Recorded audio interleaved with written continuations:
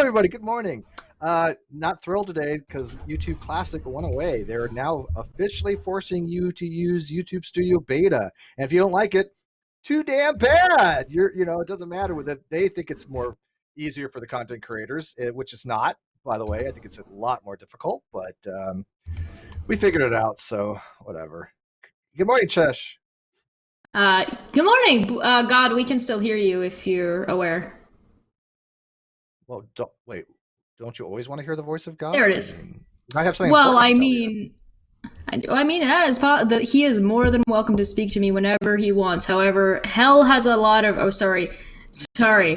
heaven has a lot of background noise. All those angels flying around, flapping. That actually is one of the things for divine hiddenness. If you're non-resistant, non-believer, the argument is why hasn't God, revealed himself, right? If he wants to have a personal relationship with you as a theist deity, then why hasn't he said, hey, look, here's Cheshire. She's a non-resistant non-believer. I need to make myself known to her. There's an argument behind that called the argument from divine hiddenness. So anyways, like I said, I don't know because we're using the studio now if people get the notifications. Last time I tried the studio, it sucked. About 23 people got notified. Nobody else did. I don't know what the hell. So if people aren't getting this, I apologize. I don't get it till after it finishes, or like 10 minutes in, 30 minutes in. And I'm not the only content creator having this issue. I know for a fact other people are as well. And Bulin, your producer, I think you've seen this happen as well, I'm sure.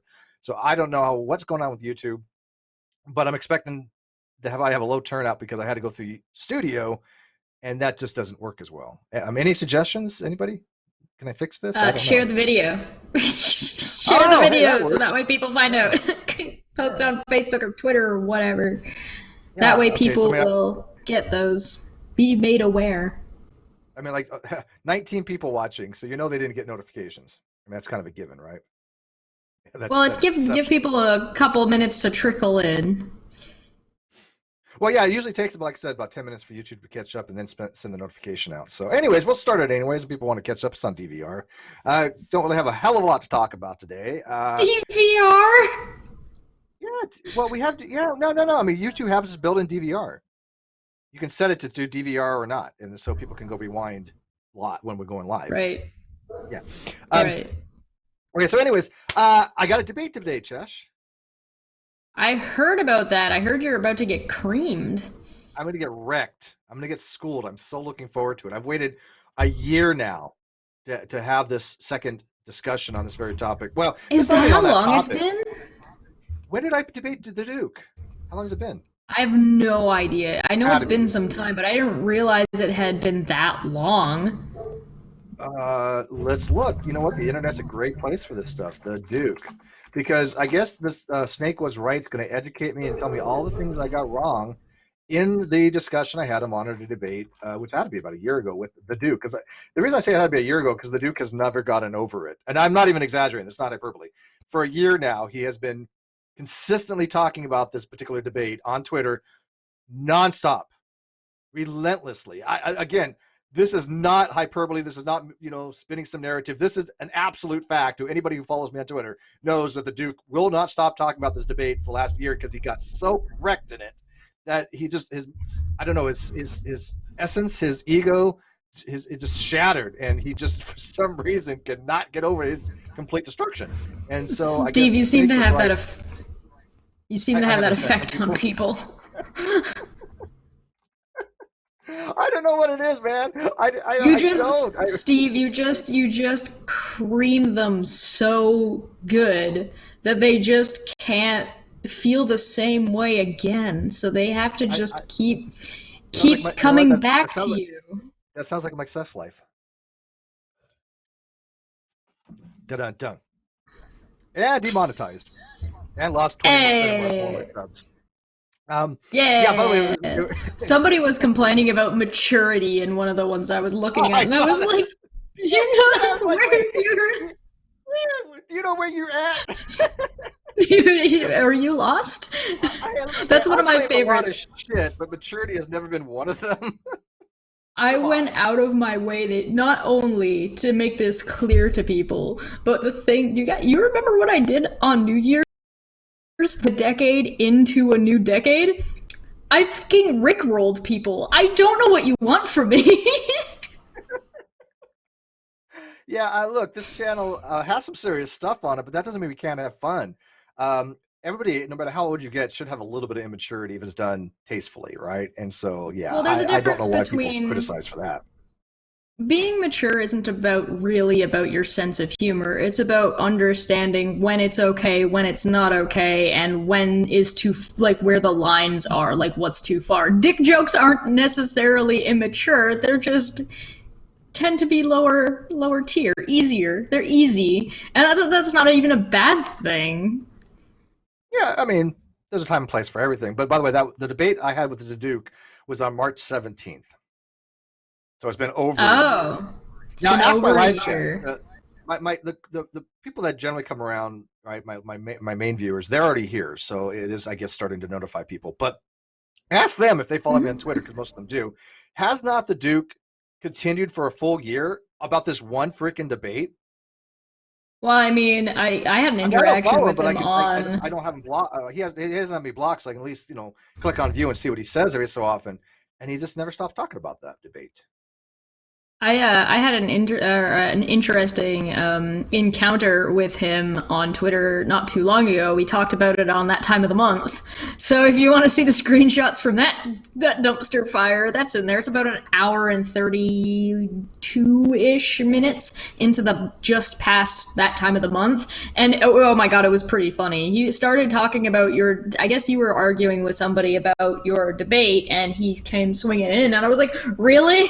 You're here again? He pops up everywhere. It's I swear. And people have all smacked him down going, Duke, shut up. Just, you look like an idiot. Stop it. It's like watching like George of the Jungle. He just comes swinging in, goes right past, and smokes a tree. Splat. Absolutely. It was glorious. Oh my god, it was so funny. It was so. You want to talk about maturity levels? I basically told him he was butthurt, and then he started saying that I was blowing people. Well, he is butthurt. I mean, okay. I don't know how that relates to you blowing people, but what do you do on your own time? I don't. Well, that's what I said. I don't really care what you do in your own time. I don't keep tabs on you that much. But yeah, he just can't get over it. And I guess Snake was right. The reason I brought this up is I had actually watched a part of this debate not too long ago. People had said something about it, and I wanted to review it, and so I did. And I looked in the live chat, and there was Snake was right, just saying I was wrong about everything. And I'm like, oh, okay. Hey, look, you think I'm wrong? I love that. I mean, that to me is my favorite thing. Steve, you're wrong. Let me show you why. Because I don't get a lot of people showing me why. I just made a blog, and we'll get into that in a few here, not to go into great detail about it. But I have a lot of people saying that, oh, this is wrong. And then I asked them, well, what's wrong about it? They couldn't even tell me. And then I have other people going, yeah, we've already looked at the logic. It's all correct. So all the people that know about logic have said, yeah, this seems all legit to me. And the ones that have no idea what the hell logic is go, this is wrong. Well, if it's wrong, then you need to demonstrate this. That is a claim that is not correct. So, so Snake is right, claims that he can actually show all the mistakes. I guess they were plentiful, supposedly, of all my mistakes that I made in the Duke debate. So I am really looking forward to that. I mean, Matt's not willing to do it, so maybe this guy's gonna. Maybe this guy will show up and say it. That was a lot of fun. I had a lot of fun reading that. That blog was savage, and it was just fun to read. Like, not every blog is going to be that entertaining, but just that, here's him getting it wrong, here's you explaining how he got it wrong, and here's a reference to 2018 to demonstrate that he's been wrong for so long, and it's just like, how can you get more clear than this? I don't know. How can you be wrong for that long? Well, okay, I have Cheshire's link to her channel in the video description. But look at the last video she did talking about this, which was her reading my blog, and it was funny. If you really want to have more fun, if you really want to have more fun, you get bored, read on air my response to Arn. Oh, it is long. It'll take you 3 hours to get through, but it is visceral. It has a bit of sophistry. It is, and I'm not really good at sophistry, but if he's going to employ it, I have no problem employing it back, because good use of sauce. Oh yeah, it's okay. Tit for tat is fine. Tit for tat is fine. But the last I brutalized him. This is the link he's talking about specifically, but I just had fun with the title. Like the whole thing was just silly to me. Like I wasn't taking this like terribly seriously. I wasn't making any actual arguments outside of like, no, these are two separate issues. You can't dismiss one by conflating it with the other. But other than that, I didn't. Basically, if I took my glasses off, is when I was actually being serious. The rest of the time was just silly. But I called it Steve McRae Cookies Lost in Clarification to Matt Dillahunty, a dramatic reading, 100% not clickbait. Yeah, and everybody, I don't get it, because people have this weird tribalistic thing where they go, well, Matt Dillahunty can't be wrong. You're misconstruing the argument, Steve. And yet, like I said, nobody ever tells me why I happen to be incorrect. They just affirm what Matt says and says, yeah, well, Steve, this was wrong. Okay, what does that mean, though? I mean, if you can't show why I'm wrong, then you haven't really made a point, right? So my blog to Matt Dillahunty was basically saying, hey, look, dude, you've got my position wrong for 2 freaking years. I mean, come on, enough. I mean, people that watch me know he's got my position wrong. So it really wasn't an open letter to Matt Dillahunty specifically, because I don't really think he'll ever read it, nor do I care. It is to notify other people when they hear him doing this, they can say, hey, look, Matt, you're just wrong. You know, you're just wrong. Stop it. It just that's primarily what it's for. I admit that. But anyways, I got a new blog out though, and the new blog is actually it's not really a Matt Dillahunty argument per se. Matt Dillahunty loves the gumball analogy, but I think a lot of people misuse it. So I made a blog trying to explain a common misunderstanding and misuse of that analogy. And so far, like I said, everybody has said that the logic is correct. If there is any mistakes in logic, then it's been missed and overlooked, in which case, please let me know and I will correct it. That's what I like to do. I had put it out for everybody to see before I put it on my blog. Everybody that has read it hasn't found any logical errors. Even people that disagree with the argument say the logic's right, which doesn't make much sense. But they're like, well, it's valid, but I guess they're trying to say it's not sound. It's not a syllogism. Either, the logic's valid or is not valid. There's no other way it could be. So that is. Well, yeah, but we also know for a fact, at least with Matt in this case, that he's got some people around him who are very, very keen on going after Steve for no other reason than literally just butthurt initially about the definition of atheism versus theism. And they are so butthurt by this that they dedicate their entire online career to this. And the thing is they have yet to prove him wrong, and yet they're just eating themselves while still claim. This is that meme. Why would Steve do this? It's them shooting the fucking atheist community and saying, how could Steve pull us all apart? You know what's so funny is I even have people that literally hate my guts, not mentioning any names, because you could pick anybody, instantiate with that with like me. Anybody you wish, yeah. It's me. That have argued with me forever and then have actually said, well, Steve, yes, you are right. Your logic is correct, but I can't say that in public. And it's like, really? Okay, fine, whatever. But yeah, I can't say that in public. Yeah, but I mean, there are people out there that even have it. Some of them have actually been public. One person, again, not mention names, but whatever, has actually said, yes, the logic you have is right, Steve, but you're wrong over here because reasons which make no sense. But anyways, it's about the logic. But Brian Stevens says, below the most recent Talk Heathen video, a guy told me I was wrong about agnosticism, called me an atheist, then ended the conversation when I gave counterpoints. They don't like evidence. That's the funniest part. They ask for evidence, then when you provide it to them, they hang up on you. That's Matt's signature move, right? Oh, I'm going to hang up on you. When people say, Steve, why don't you call in the atheist experience? I'm like, why the God's name would I do that? I think the people who think that you should call into the atheist experience, either one, are honestly saying you should have a conversation with Matt, or two, are the kind of people who are trolling. Like, that is something that, like, if we did a call-in show, your troll, if we didn't have a proper vetting process, or if they weren't afraid of us because if any of them dared to try and call in, we just rip them apart. That if it weren't for those 5 seconds and we know all their voices, Bullinators just hangs up on them right away. They say one right, word, yeah, they wouldn't. We don't give yeah, they wouldn't make it. So if they didn't, if they thought they could, Yeah, if they thought they could get away with that, they would. And so they're the same. That's the same kind of Yeah, mentality. It's like, oh, well, you should call in and troll Matt. It's like, well, no, we're not going to call in and ruin his show because it's very clear that this is the definition he wants to use for a show, and there's no problem with that. That's okay. Nobody has that's fine. Just stop telling people they're wrong when they're not wrong. No, whatever. I guess I Anyway, just yeah, was he's like, hanging out with people that literally have made internet career, made their entire point of being on the internet is to try and take down Steve, whether he's right or wrong. It doesn't matter to these people, and he's hanging out with those people, which unfortunately puts Matt under the entire within the group of people that were going on about the RA stuff back in August. yeah, and let me ask you this. That's By the way, I just noticed, unfortunate. I guess I got to get you a new widget now that the whole creative studio things is here, because the widget's so Yeah, zero the watching. YouTube, It's definitely not YouTube zero. video. But anyways, yeah. Yeah. But okay, so I had somebody today who was like, well, you're just clout chasing Matt, which makes no sense to me. I have Matt's a low man on the totem pole when I have much bigger name guests on. Right? Good job, God. I mean, Matt's not that big of a celebrity by any stretch of imagination compared to the degree and caliber of the people that I have on. But when I have people that, like just said, that have spent their entire internet career basically attacking me, that's all they do. I mean, just like literally obsessed in every sense of the measure of that word. That's not hyperbole. That is, they are obsessed with me, and they have like 1,000 subs. Aren't they clout chasing me by the way? I don't believe that, but I mean, I do think they use my name for views, but I don't have any clout to give. I'm not a clout giver. But isn't the analogy the same thing? I'm not a clout giver, Steve. That's not up to you. That's not up to you at all. You don't get to make that choice.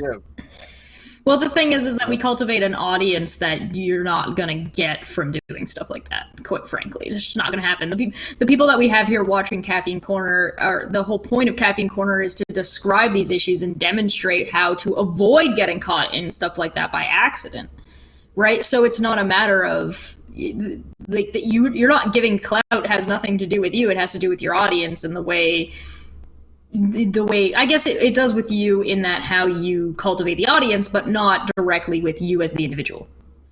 Yeah, I agree with that. Yeah, I definitely agree with that. By the way, there was a correction. It was Truth Wanted, not Talk Heathen. I actually watched a little bit of Talk Heathen the other day. I happen to like Eric Murphy, and I had asked, Playflect and a few of the other mods that I do know. Christy Santiago's a mod over there as well, who we adore. And I do like Talk Heathen. I think it's a good program. I think they're a little bit more mellow than somebody like Matt Delante on the Atheist Experience that doesn't really want to talk about my arguments. And they want me to call in. And I at first, I don't really want to like ambush Eric. I don't think he would care either way. I mean, I think he's kind of told me that he probably prefers not to, maybe. I don't know. I'm not trying to misrepresent him. I really not quite sure on that. But if I called it in the Talk of Heathen, I'd probably get a lot fairer platform than I would on Atheist Experience. But what would I really talk to them about? I mean, it's just, I don't know. Would it be very much of interest? Super chat. Kawasa for 5 says 3 a.m. Caffeine Corner. Yay! Now I'll probably be dozing off during work. This is all Steve's fault. Hashtag Damn it, Steve. Kick puppies. Yeah. How dare we do the show at the same time we do every week? How dare you, Steve? Well, it's just the time we do it. And by the way, you notice that we only had like 19 before, and then half hour, 20 minutes in the show. Now people are getting notifications and coming by, so it happens. I don't know what's going on. Yeah, that's okay. We were just mostly just chatting for the first little bit before we get too much into anything. So to kind of wrap it up on that, though, yeah, I want people to read my blogs and glean something from them, right? I mean, I write them for my own benefit, but like the last one I wrote, I really do think made a very good, poignant case for the misuse of the gumball analogy. And the I posted stupid gumball analogy. Yeah, well, I mean, it's not a bad analogy when used properly, but I posted it in different places, and in every place that I posted it, people were like pretty much agreeing. Like I said, that was good. The people on Twitter that read it thought it was good, but then I posted in the Atheist Experience, and they all lose their shit. And it's like, what's the problem with it? I don't understand why you think there's a problem with it. You say the logic's right. They're like, yeah, Steve, we reviewed it, and we don't see a problem with your logic. I'm like, okay, then what is your counter argument then? Well, you're just complicating things. I'm like, how am I complicating things when I literally have seen a misuse of this particular analogy, and I've addressed that misuse and explained why that misuse I think happens and how to correct for it. What is wrong with that? Live chat. Yeah, ask them what they thought about it. Yeah, it's kind of bizarre. It's It's a matter of like we like using this analogy, so don't question misuses of the analogy because if there's something wrong with the analogy, we can't use it anymore. But that's not the case. It's just a matter of adapting it and or making sure it's used properly. Because as long as you do that, then there isn't an issue anymore. It's the same thing with Matt and his definitions. There's nothing wrong with using your definitions the way you want on your show. However, there are issues. Here are the issues. Just correct the problems. You don't have to never reuse it again. Yeah, or just address it, or like either fix the issues or acknowledge the issues and say, yeah, we know that there's issues there. However, we're trying not to go that deep into philosophy, so we're just using this as a basic generalization for now or for political reasons. And that's what they do. Don't just say, oh, you're wrong, or oh, you're complicating things. David Silverman was very clear on that. By the way, I was supposed to have David on Sunday, but that kind of got changed. But I'm probably going to have David Silverman back on pretty soon. He wants to talk about a few things. And I get along with David, and know I disagree with him fundamentally on philosophy. But a guy a mutual friend of ours is trying to arrange something again. And I reached out to Dave the other day, but I haven't heard back from him. But anyways, yeah, if you guys have read that Gumballs and God Better Explained blog already, let me know if at least it's helped you at all. And be honest. I mean, look, it didn't really help me because I already knew this, or it didn't really help me because you screw the pooch on it, or your logic's wrong. I'm not going to get offended. I'm not going to remove you from the live chat, contrary to what people think. I'm going to be just asked why. But if one person, even if just one person says, you know what, this helped me, then screw everybody else. I only care if one person was helped for it. That's one. Just one person is all it takes. So everybody. I'll be honest, I haven't read it yet. I haven't read it yet. Listen, the gumball analogy is annoying to me, not because it's necessarily bad. I just find it annoying. I've heard it a lot. You know what one critique was of it, dude? I can't make this shit up. One critique was, okay, wait, do you got duct tape? Because wrap some duct tape around your head. You're going to need this. The critique was this. How do you know they're gumballs and not marbles?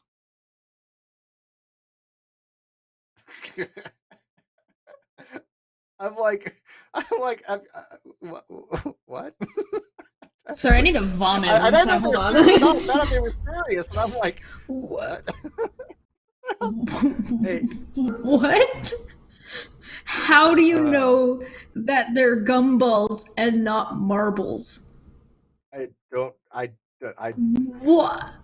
What? Why would that matter? Maybe they're jelly beans?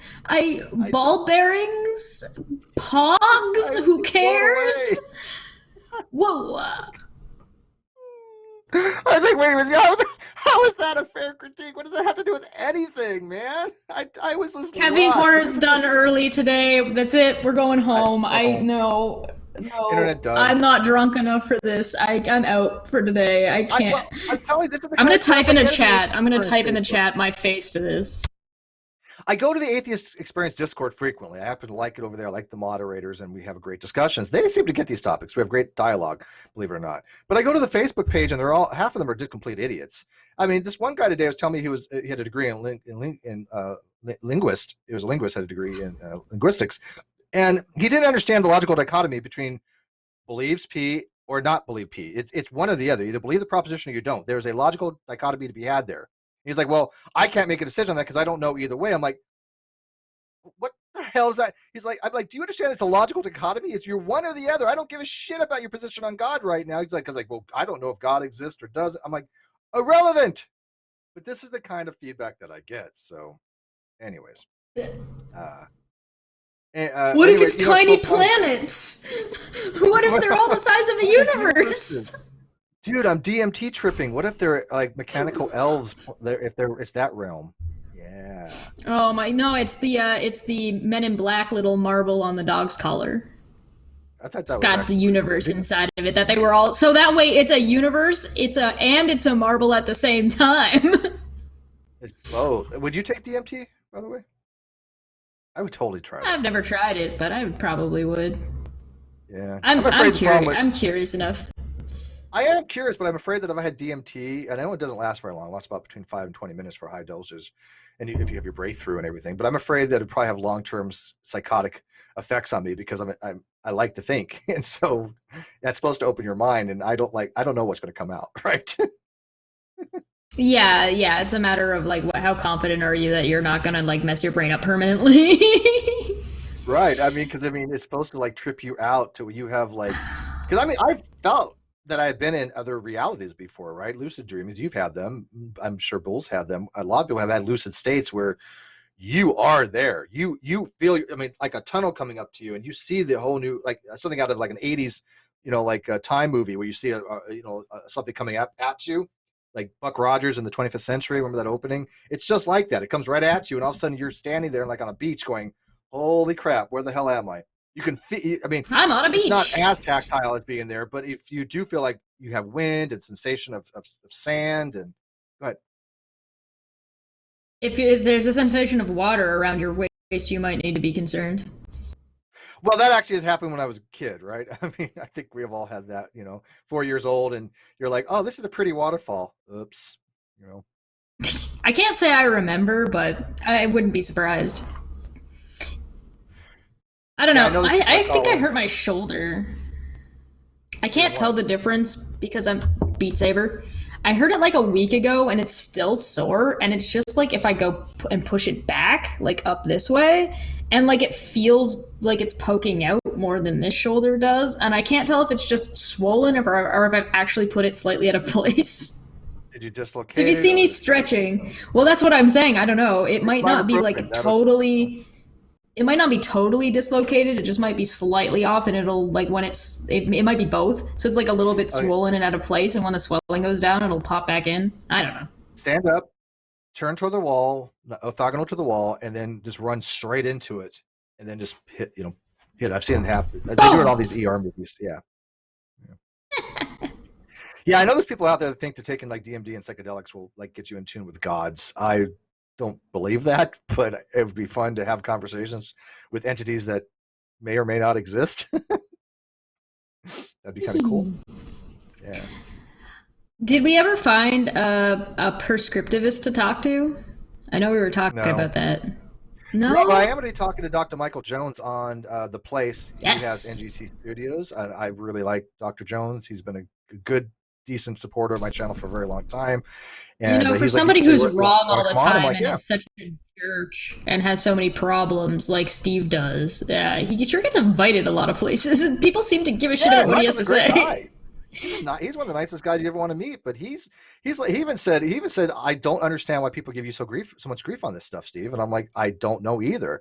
And so we are going to talk. He says, well, let's talk about prescriptivism, descriptivism, synchronic, diachronic, and all this other stuff dealing with linguistics.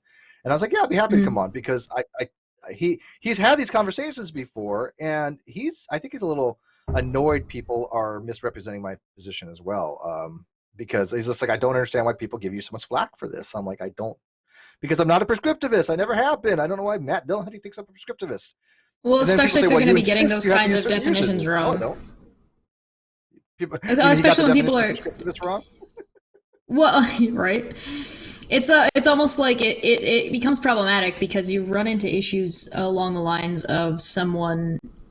It makes it hard for anybody else to have the conversation. So if you don't like Steve and you're like, well, Steve is wrong because he's Steve, well, okay, but if you misrepresent the position and say the position is wrong, then anybody else who has that position or is trying to have that conversation has to also then deal with this other garbage happening.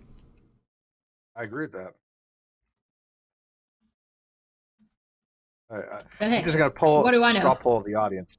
So I want to see if anybody has read my blog and they thought it was good or it helped them. Press 1. So I'm just kind of, like I said, just if I can just get 1, I'll feel vindicated. But so what do they? yeah, so I mean, there you go. I got really one be on their channel. There we go. Well, she actually helped proofread it, which is kind of cool. And Tree Feline was actually somebody who helped proofread it for any grammatical errors, not so much logical, I don't think, but for grammatical errors. And and Moon, thank you, Brian. There you go. Brian, hey, Brian's a statistician, so if he says my logic's right, I'm going to kind of go with that. And Crystal Ignition, you're just a Poe. I'm just kidding. You're okay, Crystal Ignition. Crystal probably hasn't read it yet. Well, he probably hasn't read it, or he already knows that it's right, so it hasn't helped him because he already knew that was right, Crystal? Yeah, so 2, but future Rob says 1. There you go. Oh, Robert. Glorious. Well, like I said, that's what I Glorious. write Yeah, these things see? for. I mean, these things are not always easy to read. I mean, and to write. I mean, look, when I wrote the one on William Lane Craig and Dr. Alex Malpass, I had to ask Alex, hey, explain this to me first so I can explain it to other people. And did I do a perfect job on it? Probably not. I was thinking about 80% of the way there. I should have done things a little bit differently, but it's so complicated. I'm not going to go back and redo it, but it's at least gets the kind of the gist of the topic across. Because Malpass said, yeah, that's generally right. It's just like good enough kind of thing. And so did Dr. Josh Rasmussen. But it was a very hard topic. And even I was like, dude, nobody's understanding your argument with William and Craig here. It's just very, very, I mean, it was one of the most technical arguments that I've ever heard, right? Even though, Yeah, it was difficult to follow. It was to be fair, that was kind of what they were doing. They were trying to not be clear necessarily to, yeah, they weren't trying to explain it. They were just trying to have the conversation. Yeah, exactly. So, I mean, it's good to have that, but it's also good to have a post show or a post show or a show or a pre-show, sorry, a pre-show or a post show at some point in between to actually have that conversation. So if you go back to watch it later, you can keep up a little bit better. Manya for 10 said, enjoy! Manya, hey, love you, Manya. And from what I understand, we're going to, this is change topics. So what I understand is Manya, has some things that she's going to be actually saying on Tuesday, I guess. Is that true? Is oh yeah, there's some things. Well, of course she is. It's halftime of the month. Yeah, it's halftime of the month. Which, by the way, really corresponds to all your guys' menstrual cycles. I don't know if that was planned or not. And how do I know that? Well, I don't know why you know that, but whatever. Well, I've brought that up on stream before. So that time of the month actually corresponds with me, coincidentally, which it was entirely a coincidence. We just decided what day would be good for everybody to be around, and it happened to be Tuesday, and it's the second Tuesday of the month, tended to be what would be reasonable to be for everybody to show up at, and it just happened to fall, unluckily for me. But we also do have time of the month. Wait. Out of context quote, Mr. Serious, I love that time of the month. Hey. Right. The blood moon rises once again. Red wings. Link, be careful. Right, go ahead. Continue. So we have that, but we also do halftime of the month because turns out there's a lot to talk about. So every halftime of the month, one of the girls picks a topic and we kind of deep dive the topic, let them sort of present it, and then we ask questions to see if we can either pick it apart, whether it's accurate, whether it's not accurate, whether it be... and it's usually something that's kind of drama related, but again, we try to kind of do an analysis and see if we can figure out like what the hell actually went on, who was right, who was wrong, is anybody wrong, and what are the issues in these kinds of approaches and what you run into. So we covered Lily Jean, we covered Onision, stuff like that. And it's Manya's turn, and well, there's been some stuff going on recently around these here parts, and Manya is kind of pissed and is a bit of a mad lad, so she was like, nope, we're talking about this. Pissed Manya. And I just went, I can't stop you. But you guys do so this one's a little bit... But you guys do your show from a bit of a gynocracy? It's a matriarchal. You guys do it from gynocracy. Yeah, you guys do it from a gynocracy point of view, right? So it's very well, we do it from our point of view, which does happen to be females. Yeah, yes. Some matriarchal bullshit. That's okay. I get it. Some matriarchal bullshit. Yeah, you have four women on you have 4 women on there. Men are not properly represented. Affirmative action. Let's get Mr. Serious on there. Well, quite frankly, men are represented enough, and you guys all have your own channels, so fuck off. Yes, we do. Yes, we do. On the other hand, Manya also has some. We may or may not have an opening for half times of the month. We're still testing it out. I'm still playing with the idea, but what we might end up doing is we might start allowing for that time of the month will still be the core 4, but half time of the month we're thinking about bringing in a rotating guest. So that way, somebody that isn't one of us four can bring in a topic or something that they wish to present. So that way, we can kind of look at it and pick it apart. And that may or may not be limited to women. I haven't made that decision yet. So, like, if there was something that it might be beneficial. Yeah, go figure. It might be beneficial to allow, like, have men also come in, have it be male or female, because a lot of the time it's just like people talking past each other. So if we can bring in a guy who wants to talk about a situation and we might be able to sort of give them a different perspective on it, that might be great. But we'll see. I thought the narrative was like, I control your channel and everybody else's channel, and I tell them what to do. Like unveiling the mask. Only been on my. I own her channel now. You've only been on my. And send videos to her. News to me. You've only ever been on my channel once, and that was just to jump in and ruin everything, all my layout for me for half of a second at the end of that stream, laughing about the lawyer stuff. I thought I was on twice. Has it only been once? No. Well, I know once. When? I came in with a lawyer. Oh, hell if I know. No, there was no. You've only. I didn't know you had a channel until yesterday, so whatever. I was kidding. Right. You might show up. Because I don't think, well, that was on Red's channel and I got reposted on mine. My 17th birthday stream. Yeah, but you might show up on my channel if you decide to come play Minecraft with us. Failed in Engineering Percent says, I have a few choice words and a little more for tomorrow's show, winky face. I need to make a soundboard is what I need to do. I need to make a soundboard. And I need to make a soundboard because, like, I shit you not, the stuff we read, I legitimately need to get the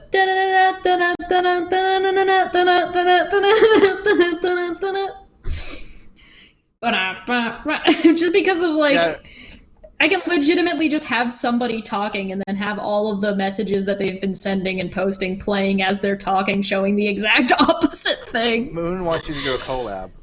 And by the way, the Uncalled For, what a brilliant name for that. That's so good.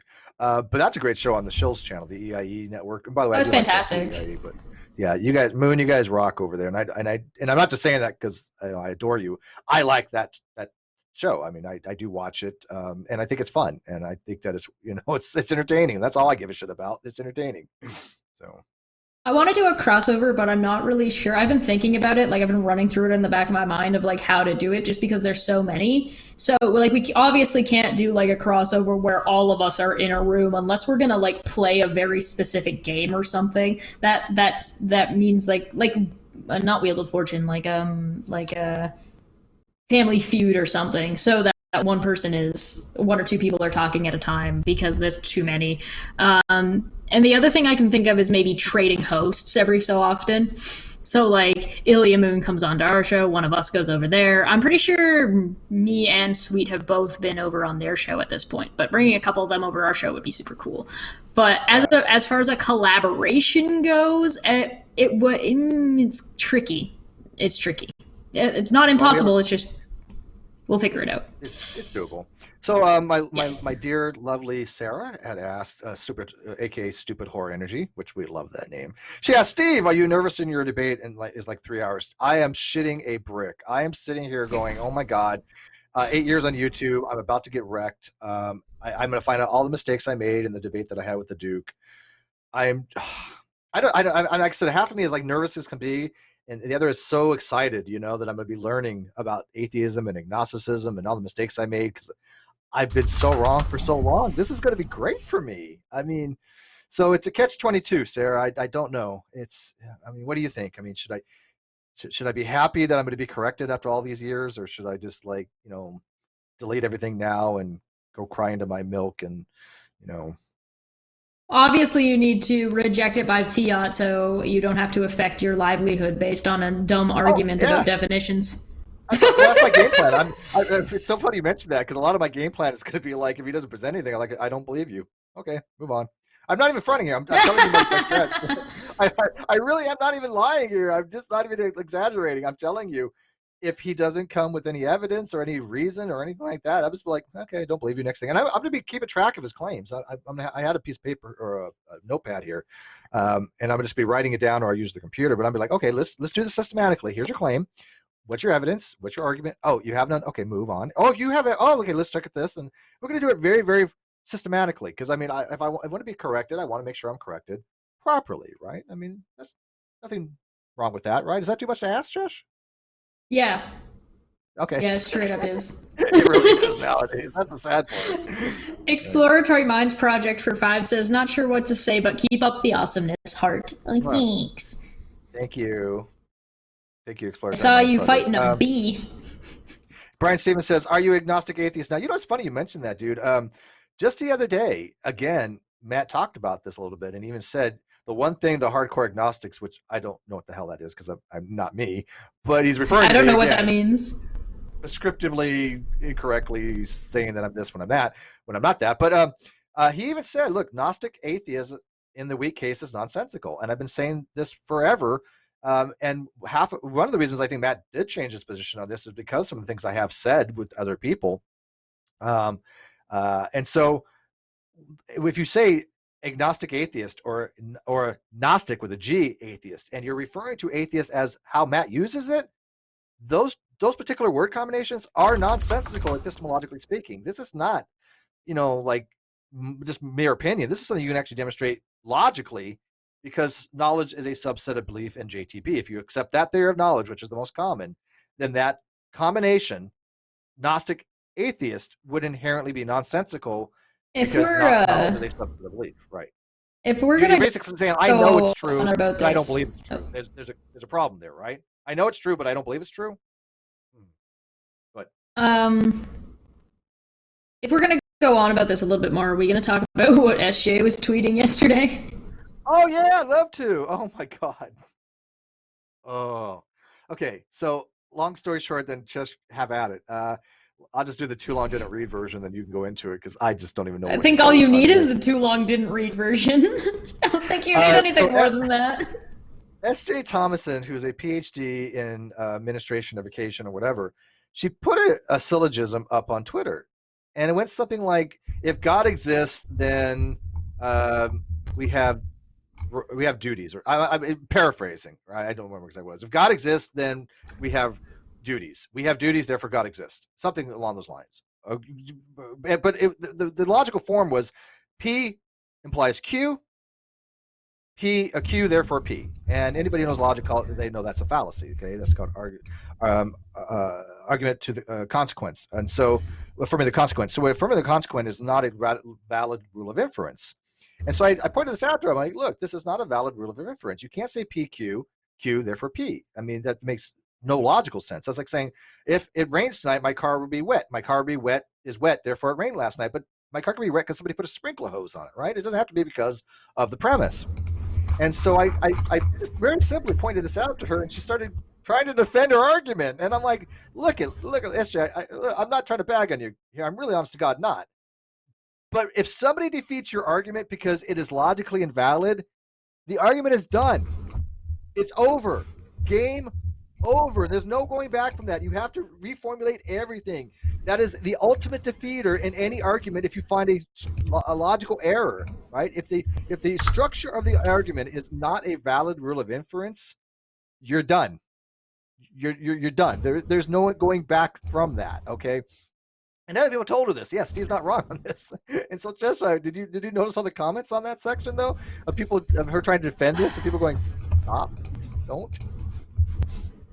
Okay, I pulled it up.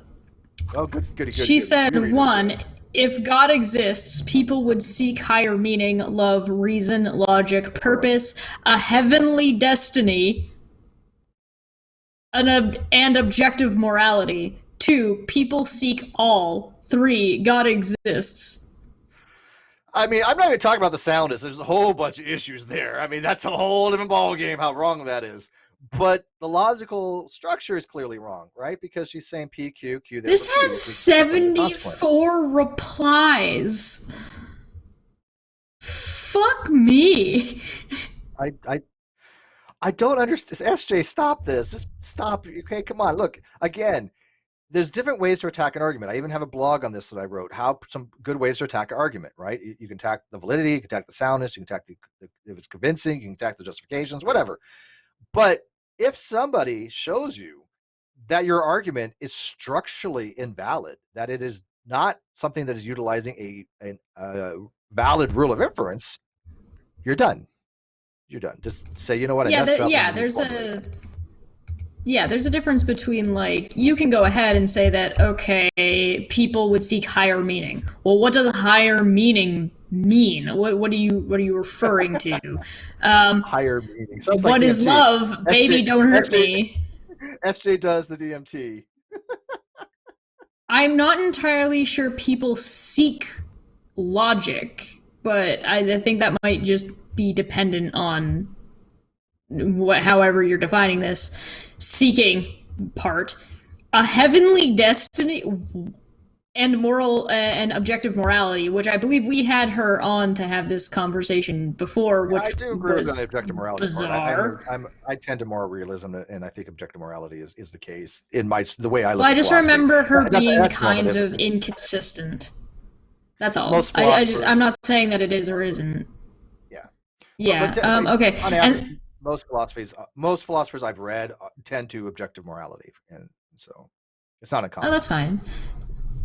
I'm not saying it's uncommon. I'm just recalling she was a little, if I'm remembering correctly, she was a little bit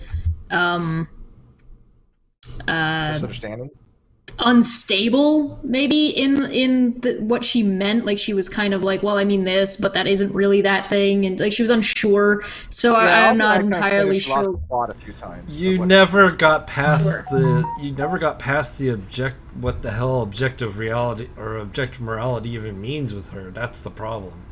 Right. I don't think so it like replace it with an absolute, and there's a huge difference to that. Right. Yeah. So that's why I'm like in. Yeah, but we're talking about what it means to SJ, right? So. Oh yeah, I don't. Yeah, go ahead. She thinks it means absolute, I guess. Which that's not what it is. Objective in this case, when people talk about objective morality, and this again, when people that are talking philosophy that know philosophy, when they're using these terms, and when SJ and some other people are using the terms, there seems to be a disconnect, right? Because they're using it oddly, right? For some odd reason, they're using it more like absolute. When a philosopher, when you go, and most time people do use this word differently, but most time when people say objective morality, they're saying there's a factual matter to be had, that a proposition is true or false, and it's based upon something that anybody can go look at or discover or find out for themselves. And it's not based upon anybody's sole opinion, bias, or subjectivity, right? It's independent of their minds, they call it. So if Chesh and I wanted to go play chess, if Chesh and I want to go play chess, why do I keep doing that? I do that all the damn time. We can go read the rules. It's an easy the tongue slip. Oh yeah, right. Oh, hey, I'm usually pretty good at those. So I'm demonetized already. It doesn't matter. So we can go read the rules of chess, right? We can say this is objectively the case, that the queen can move this direction, the king can only do one space. This is objective, right? There's no argument to be had. It's independent of what her and I believe, as long as we agree that we're going to play chess. Not any variant, because then you're not playing, canonical chess. You're playing some other. Yeah, because I remember I had asked you about this like a year ago, and I was like, well, what if you're not playing? Like, do you have to agree ahead of time for it to be objective? And you were like, no, we're talking about this versus this. And I was, I didn't really get it right away. It took me a little bit, but I was like, oh, okay. Helios for 5 says SJ confuses me because half the time she has good logic and reasoning, but the other half, it seems she learned her logic and reasoning from Kent. And then Stupid Whore Energy for 5 says, do you agree that objective means mind independent? She thinks it means stance independent.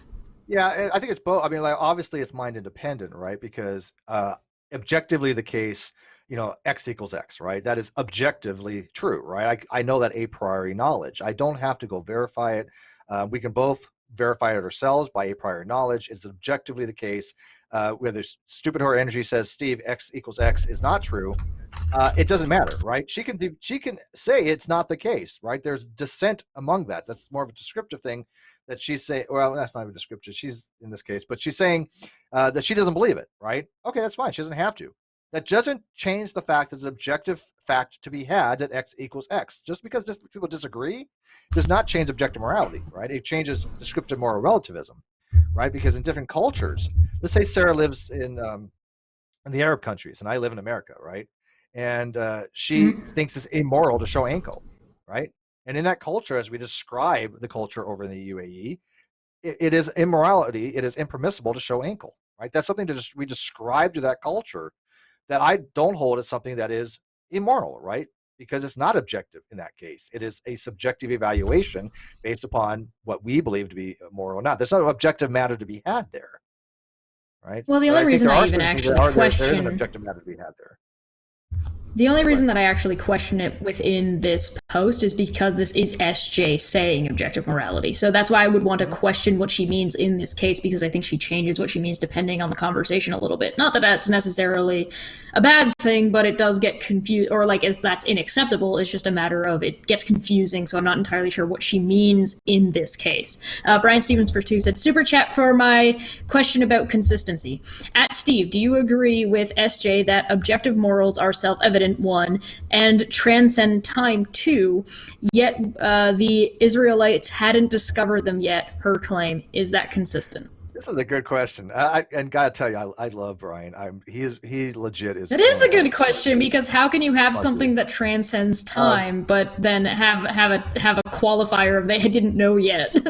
Yeah, well, I mean, that goes to epistemology. That goes to the discovery of things, right? And so what he's asking is this. So SJ, he asked SJ, do you agree with SJ that objective morals are self-evident? No. If they're self-evident, they're going to be axiomatic. I think we have to discover them, right? If we have to discover something, I don't know I would put that understanding as self-evident, right? I don't have to discover X equals X. It's self-evident from a priori knowledge. So I'm not going to put them as self-evident because we there's a lot of things we don't know, and we have to, by trial and error, discover these things. The reason why we have a moral framework as people, as humans in a society, is because over time we've developed a moral framework of how to get along with each other. Cheshire, 10,000 years ago, probably, somebody like Cheshire said, hey, look, it's probably not good to beat somebody over the head and take their food. Why? Because they'll do it to me. So we have a compact with each other. The reason I would say it is because I'm pragmatic as hell. I am super pragmatic. Bitch has got to eat, right? I get it, right? And then I would get burned at the stake for being a witch. But I think that we don't send women back in time, Steve. Oh, I miss those caveman days. Just beat them over the head and whatever. We've given you too much rights, and as soon as you've had rights, see what happens. As soon as women were given the right to vote, see what happens. Steve's an apologist. No, somebody actually ran that argument. They're like, it all goes down to giving the women the right to vote. I'm like, oh, really? You're gonna argue women's suffrages? That's gonna be fun. I'm gonna love this, right? I'm gonna TLDR the answer to I'm gonna TLDR the answer to Brian, at least from my point of view. Well, do number 2. Let me take the next no. one. Do you They asked, is this consistent? No, I don't think this is consistent. No, of course not. I want you to address number 2, but transcend time, I don't know what the hell that means. I mean, if she says, look, these are objective facts that are relevant to any kind of temporal thing, sure, whatever. I mean, if the universe didn't exist, if there's nothing in the actual universe, would we have these types of things? I don't know what that would mean. I mean, the concept certainly wouldn't exist in anybody's mind. Does a concept exist independently if it wouldn't exist to have them? I don't think so. Right? But I think we have to have a mind to be able to apprehend these types of concepts. But if there was no minds in the universe, what would that even mean to have morality, right? We only have morality because we are agents of moral consideration. That's all. Because we're social. We're social. Yeah. I also think wait, what? Take number 2, yet the Israelites. Yet the Israelites hadn't discovered them yet. Is she claiming that Israelites hadn't discovered certain moral expectations? Because if that's the case, then you have something that transcends time, and that is obvious. It cannot be that they didn't know. There would be no, if that were the case, like, let's follow the first 2 and say that both those things were true, you can't have number 3 then, and we could never change anything moving forward from the way we are now. Morals and the expectation and those standards would never change, because there'd never be anything for them to change to except to get worse, and that's clearly not the case given situations like slavery. Now, you might be able to make the argument, wrong, right? We could be wrong. There could be objective morals. Slavery I think is objectively wrong, And yes, I can make a case for that. And some theists are going to go, well, make a case for that. I'm not going to do that right here and now. But I mean, there are, if you have a grounding when it comes to Moya and harms and benefits, you can make a case for it. But be that as may, they didn't know that it was wrong. They did right, or they didn't. Right? I mean, so it wasn't a consideration. I wouldn't be surprised that if you were to actually pull some people from that time, and there's probably a good number of them that did probably think this wasn't okay, but at the same time, it's the way things operated and kind of, in some cases, had to operate, only because you run into a problem of work needs to get done. There isn't enough. This is the system, and we need to utilize the system that we're born into. So if there's not enough people that agree and that are all communicating and are talking to each other, and there isn't enough information flow, and there isn't enough education, then that's why you would run into people who probably think it's wrong, but can't either articulate it or can't invoke any kind of change. So, like, you might have a slave owner who's like, yeah, I don't really agree with this, but I don't have really any other options. Well, not without the support of many people, right? By the way, I just got a new Patreon from Ozzy Globehead. Thank you, Ozzy Globehead. I get notifications. Ozzy Globehead. Thank you. I love Ozzy Globehead. Ozzy Globehead's amazing. So thank you, Ozzy Globehead. I know it's been rough for everybody. I haven't really pushed my Patreon and stuff like that lately because it's just I'm not going to be like donations for what is it? Dollars for donos. Dollars for donos kind of thing or whatever that is. Yeah, I mean that's just I want people to be able to support this channel through Patreon and through membership is because they like the content. It's simply for that reason alone. Which, by the way, is a great segue coming up here. Stay tuned. Super chat. Failed at engineering. It is. Failed at engineering for 5 says, so Israelites were immoral before they discovered morals? Did all the immoral ones went to hell? Maybe, who knows? Helios Pretend said, if morals were self-evident, then we wouldn't have debates on the morality of creating artificial life, both organic and inorganic, or what, if any, rights they should have when they are created. Right. Hi, Christ Puncher. But yes. Yeah. You know what's funny? Manya, I read that same thing to somebody the other day. Somebody's, again, this is an old argument, but people are like, well, Eve ate the apple and then they knew of good and evil. And I asked them, well, where's the accountability? It's all the women's fault. People know this. Where's the accountability? If Eve doesn't know what is the difference between right and wrong, how is she held accountable for eating the apple? Right. And they said, well, that was disobeying God. Well, how does she know disobeying God is bad? And you never. I've had that conversation before. The whole thing is just a setup. So SJ actually responded to her own tweet a little bit after the fact, and I think we should read what she actually said in response. So she had said, 1, if God exists, people would seek higher meaning, love, reason, logic, purpose, a heavenly destiny, and more objective morality. 2, people seek all, and 3, God exists. SJ then said, affirming the consequence implies another potential consequence for the totality of one. Don't make that accusation unless you offer another possibility for all, not each taken together. I thought you'd like that. Oh, the guy's eyes out. Just fucking kill me. Where's my fucking knife, man? I gotta end. See, this is my vengeance. This is my vengeance for you telling me that somebody asked you, what if the gumballs are marbles? I don't. This is quality time. It's a logical fallacy called affirming the consequence. It has nothing to do with what the hell she just said. I've lost the will to live. I can't go on. Jim Majors actually says his was pretty funny. Jim Majors responded with later on though. I'm sorry. Go ahead. Yeah, exactly. Jim Majors responded with 1, if God exists, then immorality would not exist. 2, immorality exists. 3, God doesn't exist. Then Steve says, what if God exists? The Jim mustache exists. If Jim's mustache exists, 3, God exists. There you go. It's proof God exists. Jim mustache exists, therefore God exists. Yeah. It seems legit to me. It's usually the same argument, right? Which how does she not understand that it's not a valid rule of inference? I mean, again, it's bad enough I'm going to debate today and I'm going to get wrecked because I get to learn all the mistakes I made. Now I have somebody arguing to me that affirming the consequent is somehow now a possible valid rule of inference. The only person I've ever seen do that ever has been Darwin's deity.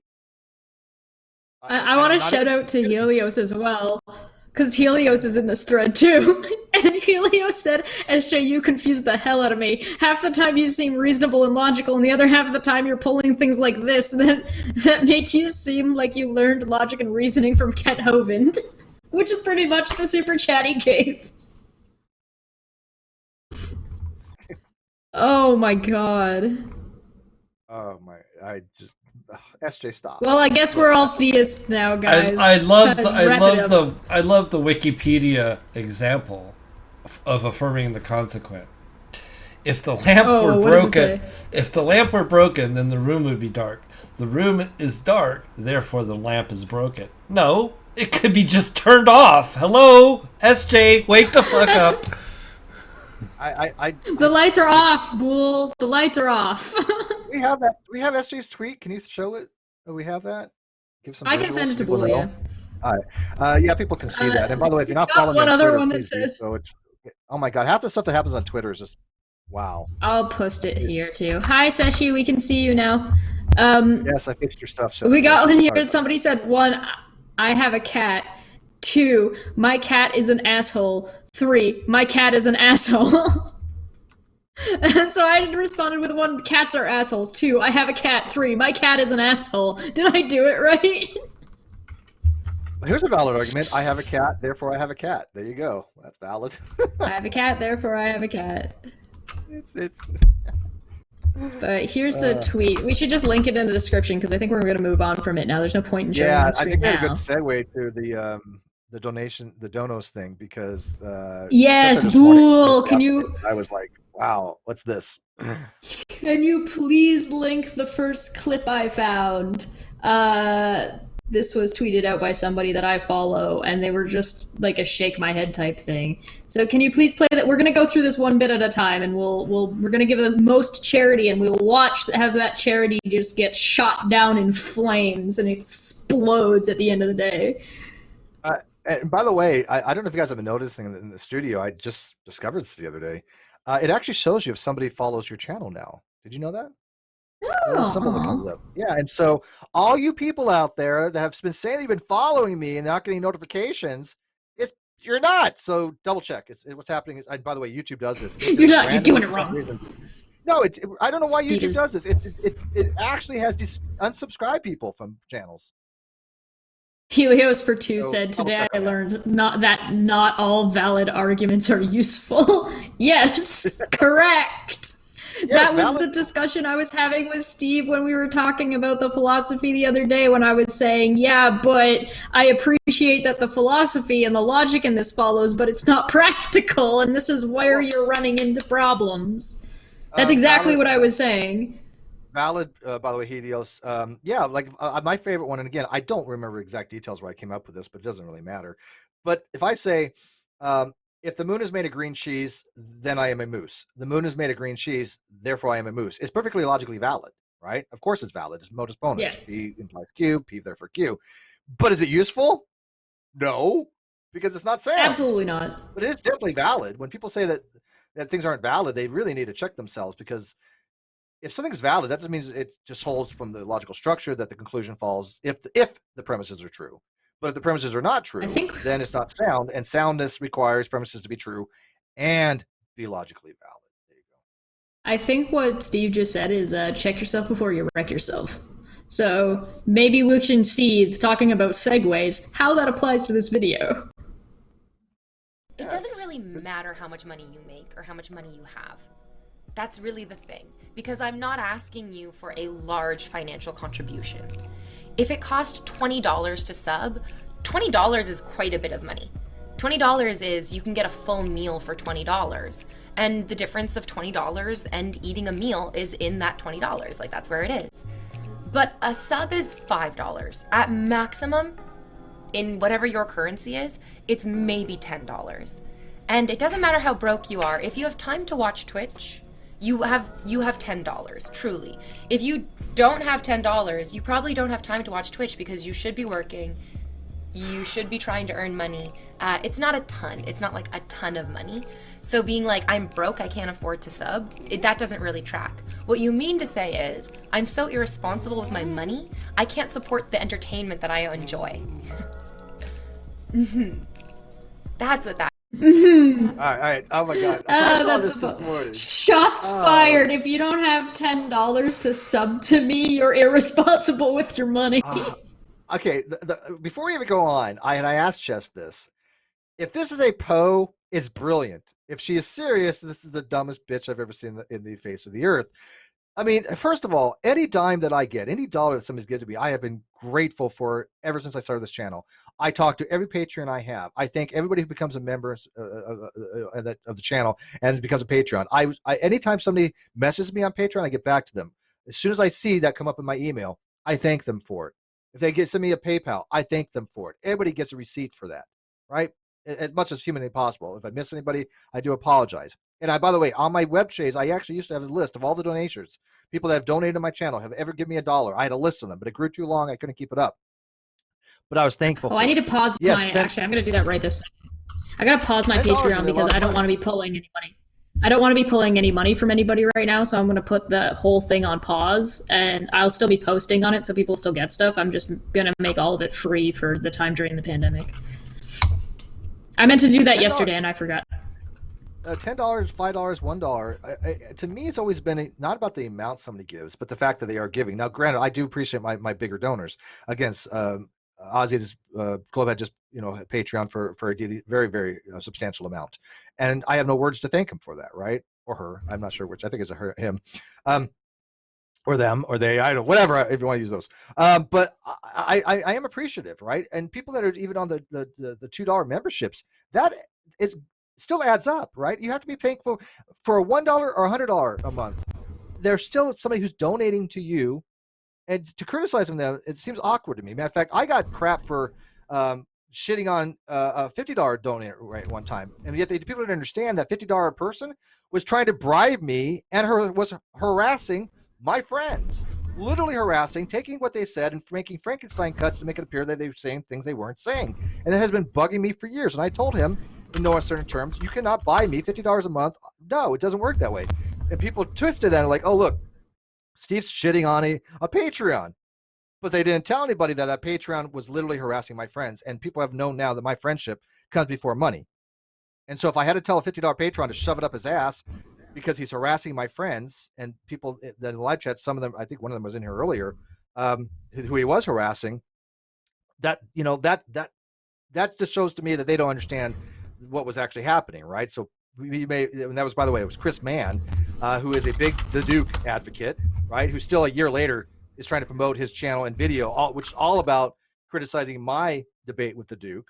And by the way, he's still a Patreon. That $50 Patreon that I, yelled at and treated so poorly, he's still a Patreon.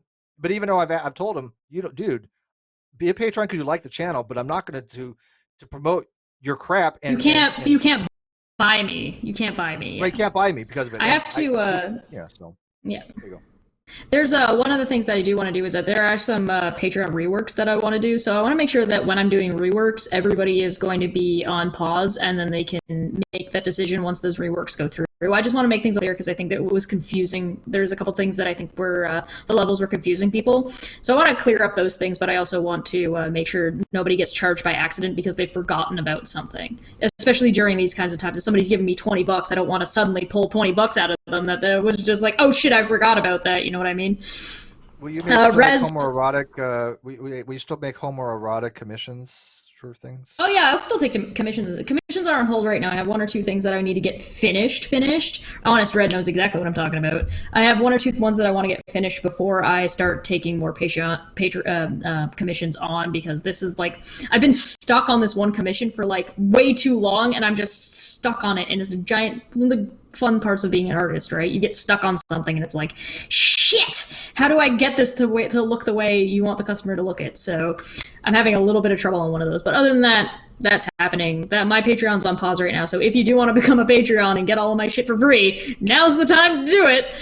Rez for 10 said, I'd rather spend this money here than on a girl streaming on Twitch trying to shame her viewers into giving her money by saying they won't work hard enough while lying on the floor talking online. Okay, so I'll put this into perspective for you a little bit. I actually have her some of her stuff pulled up. She's got 15.6k followers on Twitter. Her followers on Twitch, which is basically what she's doing, is 145,039.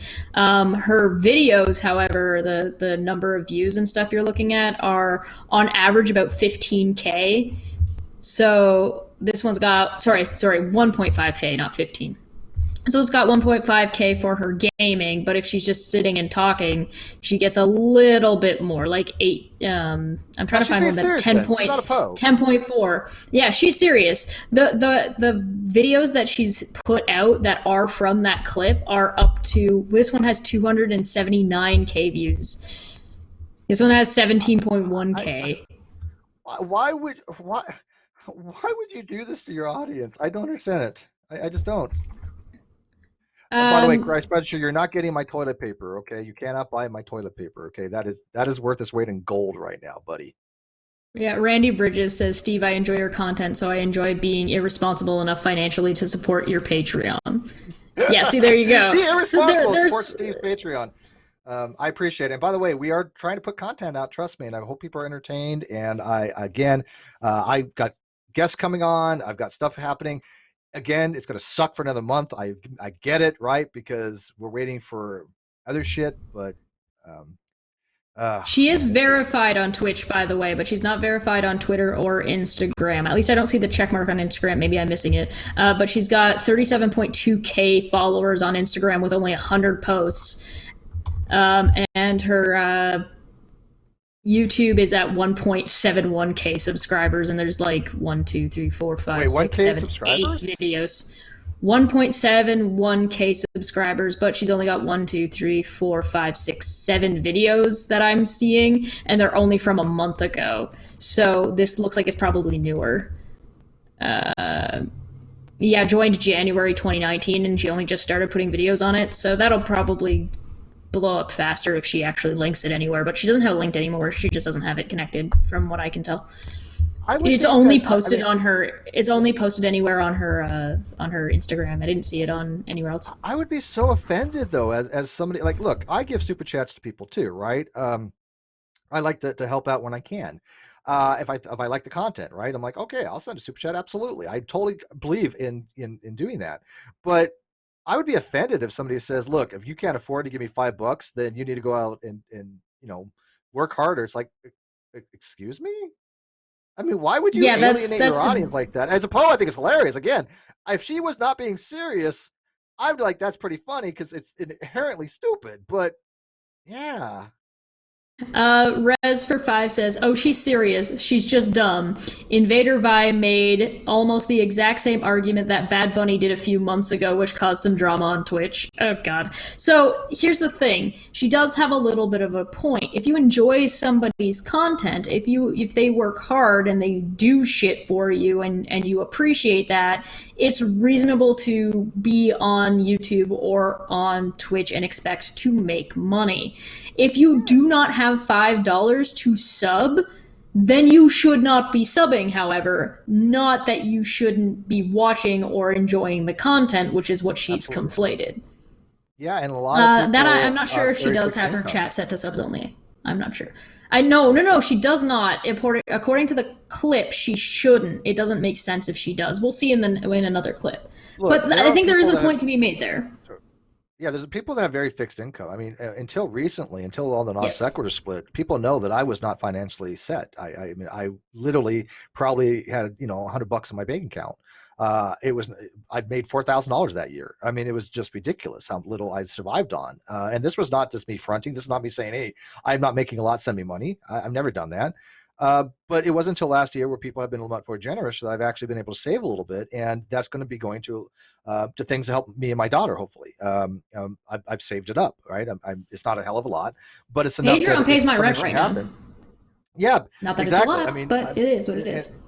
That's and this is what I'm saying. If this is all, if Cheshire gets Patreon for her art and it pays the rent and people enjoy her content, where's the problem, right? I mean, that's what it's for. That's the whole. These are all for entertainment. These are all for people to be learned, learn things and have education in it. But only if you like the content. But only if you can want to give, because you're in a place to give. If somebody isn't in a place to give $5, why berate them for that? But it gets better. It gets better. Just you wait. That one, I tell you what though, that one person who can't afford to give $5 and does, I mean, that to me actually bothers me, because I don't want. You want to talk about financially irresponsible, and but it means more in the long run, right? It's like, wait a minute, not the fact that the person gave it, but they're willing to give it is, and I'd rather not have them do that, right? Because that's not. I am not vaping for donos, right? I don't sit there and go, give me PayPal, because they don't give a shit where it comes from or who it's from, but I do, right? And so I think it is important that people only donate if they have the ability to and want to. Because this chick, first of all, I don't watch her stuff, obviously, but I'm not going to give her a damn dime of my. It took me a while to find her actual name. It took me I had to do a little bit of digging to actually find out who she was, like what her other stuff was, because I only saw the clip and I wanted to make sure the clip was like legit. Though? What? She didn't. She did not think about it. Godless Scummer for 2 says, I'd like to buy Steve off, but I'm too cheap. Apparently, I'm a thought for free, so I guess that, I don't know. Godless Scummer, I wouldn't charge you that much, by the way. Well, he just gave you $2. Yeah, thank you, Godless Scummer. Yeah, two. Well, this is split. That's $2. That's £2 that is split between costs. I got to pay God. Yeah. Cheshire gets Helios actually. Yeah.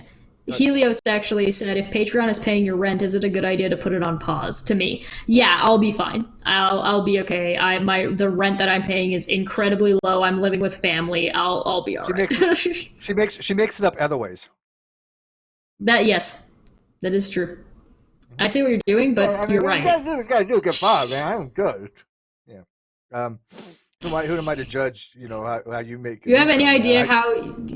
You have any idea how dangerous it is to be a prostitute right now? Oh, you know what? That's a good point. We should have a stream on that. I don't want to say the thing because get demonetized instantly, but is the CV-19 is that hurting the prostitution business? Probably not. Do we know anybody that would be willing to have that conversation with us that does that? I don't know. Let's see if we can find somebody. You know what? I'll tell you what. I think it'd be a great conversation. Better for non sequitur, because I got some connections in the porn industry, maybe. Well, we have a very limited amount of time where this. Well, I guess it could be more relevant in the future, also to look back as well. So whatever works. Yeah, but I mean, I wouldn't mind having a porn star come on and talk about that. How is the pandemic affecting the porn industry? Because now they have. Well, it's probably affecting the porn industry really well, because nobody's got anything better to do. But make it? I mean, watch it, yeah, but make it? Watch it, yeah. Well, making it maybe could be potentially an issue, but watching it, yeah, it'll be fine. So you're asking more, is it affecting the actors and anybody who is works on the street? So let me ask the audience. Which is bad, because that shit should be regulated so they don't have to work on the street. Oh yes, I'm fine with regulation. I think that people should do what the hell they want. I don't give a shit. I'm a libertarian when it comes to that. But let me ask the internet: how many of you have watched the end of Pornhub? How many have you got a screen come up and said you have now seen everything? I mean, you've reached the end. I mean, I'm just kind of curious. The end of the porn. Yeah. Good luck. I mean, this is the time to do it if you're doing it. Bool, could you play us the next clip though? Because this gets better. We're just scratching the surface, as she says. Oh, there's like 4 parts. Oh, I haven't seen. Let's go. 3 or 4. All right, go. I'm so irresponsible with my money, I can't support the entertainment that I enjoy. That's what that is. If I want to go see a movie but I can't afford to pay for the ticket, I mean, you can just download it. You don't have to sub. You can just watch without supporting it. Absolutely. Absolutely.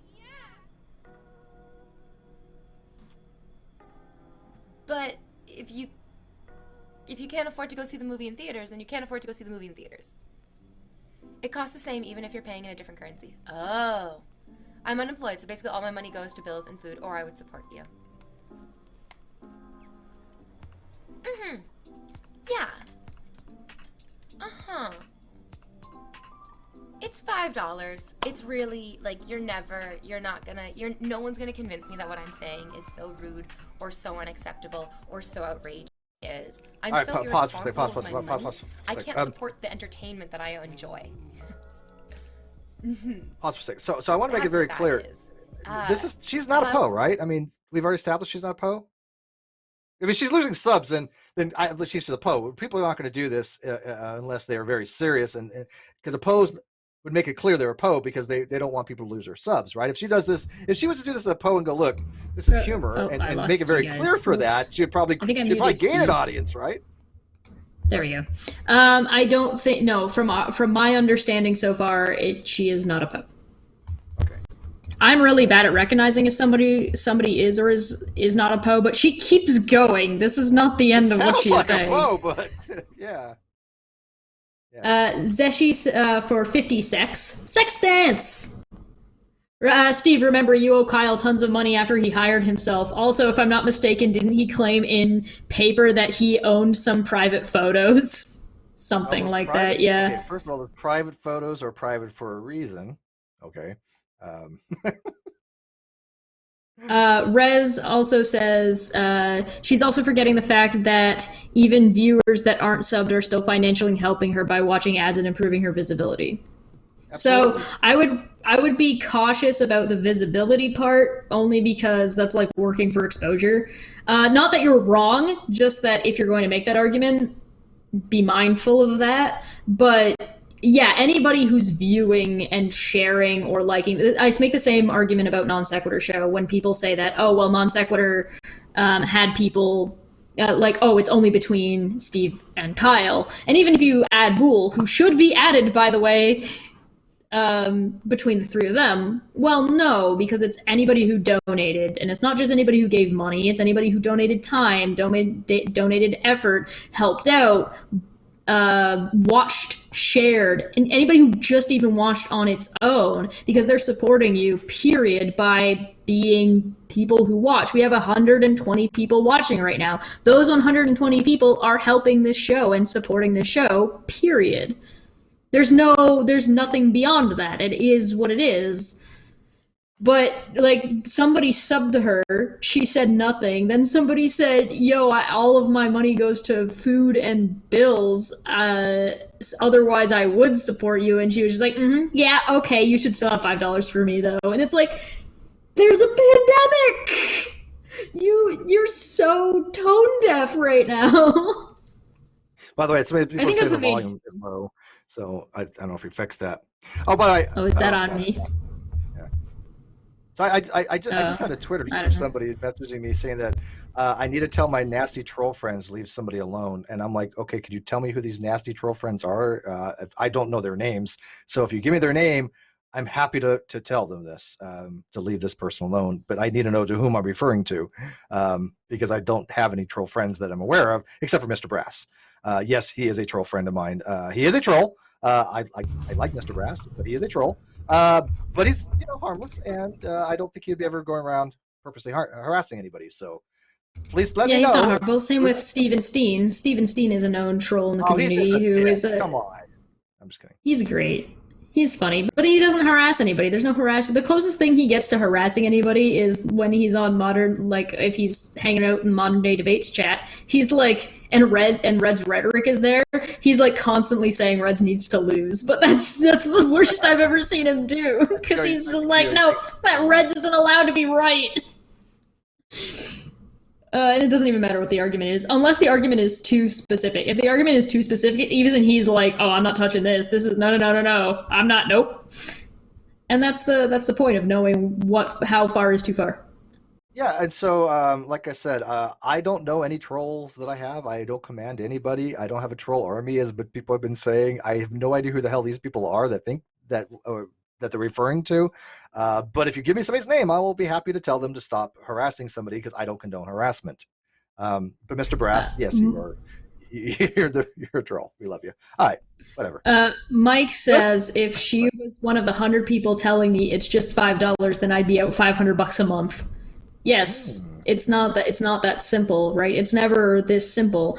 I agree with the sentiment that if you do enjoy content, if you can support, you should support because you're gaining something from this person and it's nice to be able to give back to that person. But you shouldn't feel guilty for not being able to. These people are going to be making the content either way, and your views help that content to be better and to grow on its own. You don't need to do anything. There's no requirement here. But that doesn't mean you shouldn't support if and when you can. So, and by the way, I'm trying to do multiple things at once. Real quick, just to get out of the way, I guess there's people taking bets whether I show tonight for Modern Day Debate. James already contacted me. I already know what time I got to be there and stuff like that. So if I don't show, assume that I'm dead. Okay, just assume that I'm dead because if anybody wants to take the bet that I'm going to show or not, take the bet that I'm going to show. Give to 2-to-1 odds. If I don't show, I will pay you back on that. Okay, up to I don't know, $100. Just throw a number out there because I'm probably dead if I don't show or something has something has the house is caught on. We'll have to do a house call if Steve doesn't show up.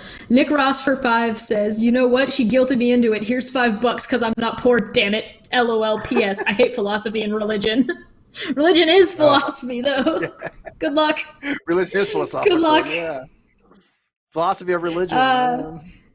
I'm not gonna lie, philosophy isn't really my jam, but I do enjoy argumentation. That's why I get a kick out of watching Steve and Matt get in stupid spats because it's funny. It's like, I don't care. I have no horse in this race. This is just dumb. I think it's kind of hilarious too, because you made a good point the other day. I made the same point though. It's nothing like people haven't pointed out before. We'd rather talk about more interesting things. But when I'm constantly being lied about, I'm constantly saying people saying Steve's arguing this. I'm like, no, I'm not. I mean, come on, it gets old because then my actual arguments are diminished in the weeds, right? Why don't they talk about my actual arguments? Can I point out that Nick just paid us $5, said he hated philosophy and religion, and then we immediately started talking about it because we're assholes? Yeah, Nick, thanks. Play the next clip! Ross, $5 to have us talk about philosophy you don't like. Yo, that's how it works. I want to go see the movie. Play the next clip. To pay for the ticket. I mean, you can just download it. Oh, we saw this clip. You can just watch without supporting it. Absolutely. Absolutely. We saw this clip. Boo. We saw this clip. Next clip. That one was just looping. There we go. Here we go. That's so toxic, especially when people are losing their jobs. It really isn't. It really isn't toxic to ask for subs when you're streaming. And if you believe it is, then I imagine that you simply don't understand how this platform works. And I encourage you to get more perspective. I guess not, right? Okay, so it's not toxic to ask. Wait. Yeah. I took dance. If you did that more, you get more Patreons, by the way. Oh, on my free Patreon right now? Oh, great. Here, guys, go to my... Look, I did a little shimmy dance. Don't go and not pay me money and get some artwork for free. just don't pay any attention to the... Just don't pay any attention to the tiers right now because they're going to get clarified and a little swapped around and then coming when I get around to it. He still thinks she's a Poe, but if that's the case, why would be a Poe to lose subs? Because I heard she's losing subs. Is that true? Because I don't know how many subs she's lost, but something to look at. That I don't know. I only pulled up the numbers today. I saw this yesterday and then thought it would be interesting to talk about, so I only actually looked at her numbers today, so I'm not sure. So, on the other hand, she's not wrong. It's not toxic to ask for subs and donations. It's not toxic. What she's responding to is people saying, why would you ask for subs and donations during a pandemic? And I think people are more upset about why. In what way is she asking people to sub and for donations. She's trying to berate and guilt people into doing so, which isn't a good way to go about it. If we say, hey, don't forget to subscribe and ring the bell, become a member, that's just us saying, hey, these things are available to you if you would like. That's not saying you have to do it. Helios for Two says, we are now paying Cheshire in exposure. There's no winning. There's no winning. No Go watch my last video. Yes, and Intrigued Feline is correct. It's the conduct. Her conduct is what is toxic, or what is toxic. And I don't know how clear her comment section was being, but it's not toxic because, yeah, you are on Twitch to have fun and make money depending on what you're doing. It could be a little bit more of column A, it could be a little bit more of column B. It really depends. But in this case, it's not because she's asking for donations, and it's not because she's asking for donations during a pandemic. If you can support people during a pandemic, fantastic, good for you. If you can help people out, that's great. By all means, if you feel like you want to do that or you're capable of doing that, that's fantastic. But if you're not able to do so, if you can't do that, then you shouldn't be guilted into doing so, and you shouldn't be berated for doing so. If you can support people, support people. If you can't support people, then that applies in a pandemic and not in a pandemic. If she's not going to make as much money because not as many people can sub to her because there's a fucking plague going around and killing people and people can't go to their jobs, then yeah, no, fuck off, lady. Real quick, I'm going to put the Atheist Experience Facebook page in the live chat there. So, I mean, if you guys want to go check out what's been going on over there, go join. And that way, you know what? Maybe I can get some more. Maybe I can get some backup over there, because I mean, I'm like the lone ranger over there, dudes. And not that I need any backup or assistance, but if you guys want to see what's going on and go, wow, yeah, these people are just like not grasping half of what Steve says. Have fun at it. So there you go. I mean, I guess I'm not asking you to back me up because I really don't need that. But if you want to just go have fun, go to the Facebook page on the Atheist Community Austin Atheist Experience page, and it's see what happens over there. It's bizarre, man. It's weird. If you have Facebook, obviously. But anyways, I don't know where to go with this chick, because I would like to know, first of all, how many subs she's lost, and two, I wanted to ask her. I mean, how many subs does she have on YouTube? She said like 1,000, right? Yeah, 1.71K, I think. Okay, not like 1.1 million, right? Yeah, K, 1,000. Yeah, K. 1,071. Okay. Yeah, or 1,700. Yeah, you may not want to piss off the sub base that you do have. I mean, 1 million you might be able to afford a little bit, but I mean, really? Well, she's got a lot on Twitch, right? And Twitch is what matters. On Twitch, she has like 130 some odd thousand. Let me pull it up. I still got it. One moment. 100. Her followers, again, I can't see her exact sub number, but her followers are currently at 145,039. Yeah. I don't know about her Patreon. I could probably look up and see if she has one, but whatever. Point being is that she might be able to afford to lose 45,000 followers and still not be terribly hurt. If 100,000 people are paying her $5 a month, that's a lot of money, right? So it comes off as tone deaf and greedy on her part, to be honest. Now, whether or not she meant it that way, I don't care. That's fix your very tone deaf. The way you've presented yourself. Then, yeah. Todd made a good point in the chat. They said, "How about Bezos making $24 billion on the pandemic so far and donating only $100 million to feeds people?" Realistically, I'm not a big fan of shaming people because they're not giving enough. I think it's bullshit, but I think it's bullshit for other reasons. I think it's a bullshit problem with the system, and Jeff Bezos can't fix it on his own. Not that he's trying to fix it on his own. I would rather give him shit for that and not paying his employees properly rather than not donating enough money. Only because he doesn't have to donate any of it. So if you're going to give him shit for not donating any of it, you should probably go after the system that makes it that he has to donate more for the system to have any kind of stability. Somebody just donated $1 billion. Who was it just give $1 billion to fight it? Oh, I don't know. Somebody donated $1 billion. I forget who it was. But I mean, you got people like Mark Cuban. He's worth like what? Like I don't know, like $200 billion of fucking some shit. $250 billion. I think his net worth is. Oh, Jack Dorsey. That's who it was from Twitter. So Jack from Twitter donated $1 billion. Supposedly has donated $1 billion. That's a lot of money, you know. But how much is Mark Cuban worth?